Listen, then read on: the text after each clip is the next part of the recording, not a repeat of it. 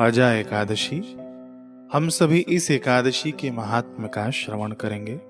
युधिष्ठिर ने पूछा कि जनार्दन, अब मैं यह सुनना चाहता हूँ कि भाद्रपद मास के गुजरात और महाराष्ट्र के अनुसार ये श्रावण मास ही रहेगा, तो भाद्रपद मास के कृष्ण पक्ष में कौन सी एकादशी होती है, कृपया बताइए। भगवान श्री कृष्ण बोले कि राजन, एक चित्त होकर सुनो।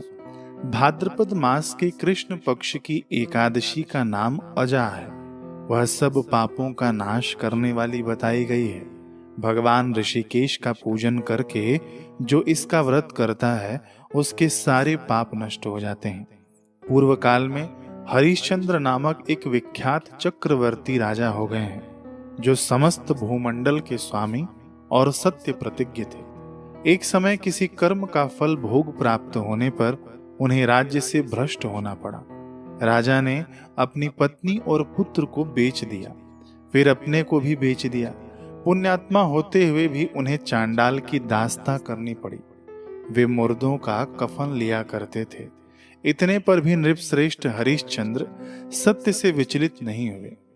इस प्रकार चांडाल की दास्ता करते हुए उनके अनेक वर्ष व्यतीत हो गए। इससे राजा को बड़ी चिंता हुई। वे अत्यंत दुखी होकर सोचने लगे कि क्या करूं, कहां जाऊं, कैसे मेरा उद्धार होगा। इस प्रकार चिंता करते करते वे शोक के समुद्र में डूब गए।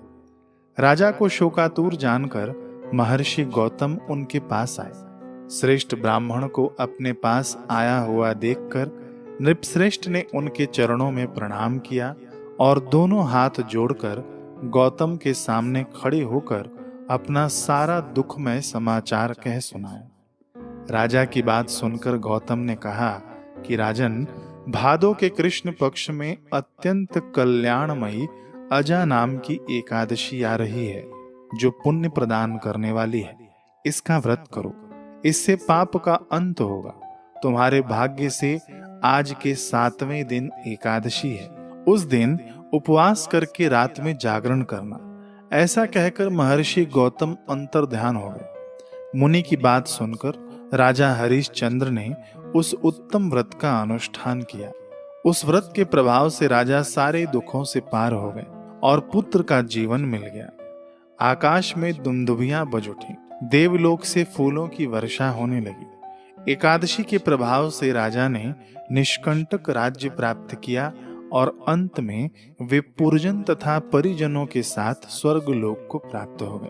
भगवान श्री कृष्ण कहते हैं कि हे राजा युधिष्ठिर, जो मनुष्य ऐसा व्रत करते हैं वे सब पापों से मुक्त हो स्वर्ग लोक में जाते हैं।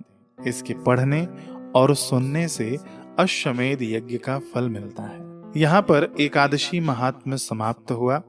एकादशी के दिन सुबह सुबह हम लोग दंत मंजन और जो पेस्ट करते हैं ना, उसमें केमिकल और नमक होता है, तो उससे हमको बचना चाहिए।